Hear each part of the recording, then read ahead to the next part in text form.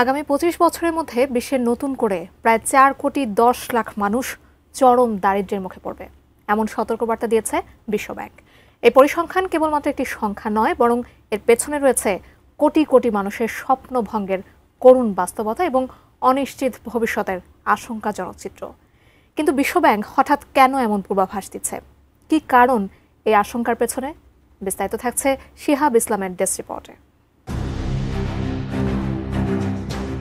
২০৫০ সালের মধ্যে বিশ্বজুড়ে নতুন করে প্রায় ৪ কোটি ১০ লাখ মানুষ চরম দারিদ্র্যের মুখোমুখি হতে পারেন, এমন সতর্কবার্তা দিয়েছে বিশ্বব্যাংক। সাম্প্রতিক এক বিশ্লেষণমূলক প্রতিবেদনে বলা হয়েছে, জলবায়ু পরিবর্তনের প্রভাবে আয়ের ক্ষতি হবে এই নতুন দারিদ্র্যের মূল কারণ।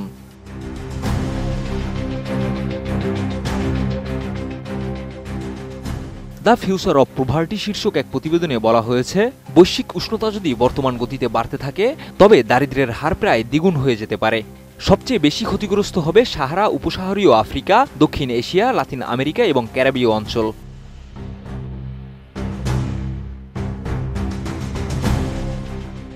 বিশ্বব্যাংকের হিসাবে কেবল দক্ষিণ এশিয়াতেই ২০৩০ সালের মধ্যে নতুন করে প্রায় ৪ কোটি ৮৮ লাখ মানুষ চরম দারিদ্র্যের মধ্যে পড়ে যেতে পারে, আর ২০৫০ সালের মধ্যে এই সংখ্যা পৌঁছাতে পারে ১৪ কোটির কাছাকাছি।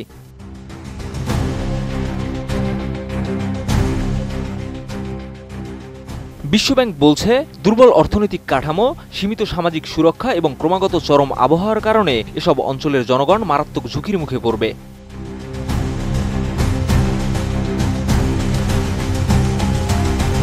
বসুন্ধরা ডায়াপেন্ট এখন আরো উন্নত। এই hot air through top sheet দ্রুত শোষণ করে সোনামণিকে দেয় কোমল অনুভূতি।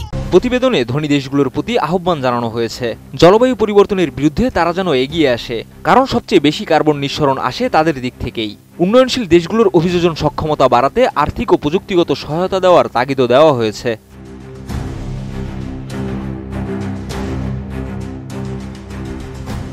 এছাড়া আয় বৈষম্য কমানো, অন্তর্ভুক্তিমূলক অর্থনৈতিক প্রবৃদ্ধি, শিক্ষা ও কর্মসংস্থানের সুযোগ তৈরি এবং সামাজিক সুরক্ষা বলয়ের উন্নয়নের উপরও জোর দেওয়া হয়েছে এই প্রতিবেদনে।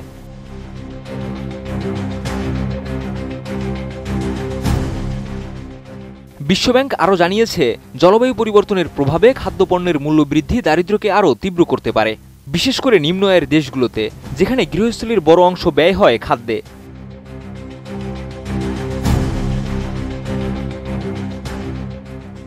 সবচেয়ে আশঙ্কাজনক তথ্য হচ্ছে, প্রায় সব পূর্বাভাস অনুযায়ী বৈশ্বিক আয়ের ক্ষতির হার ২০% ছাড়িয়ে যেতে পারে।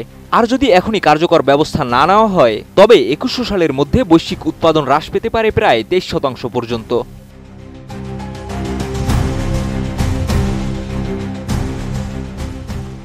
এছাড়া বিশ্বব্যাংক স্পষ্ট সতর্কবার্তা দিয়েছে যে, এখনই যদি জলবায়ু পরিবর্তন ঠেকানো না যায়, তাহলে এটা ভবিষ্যতে দারিদ্র্য কমানোর পথে সবচেয়ে বড় বাধা হয়ে উঠবে।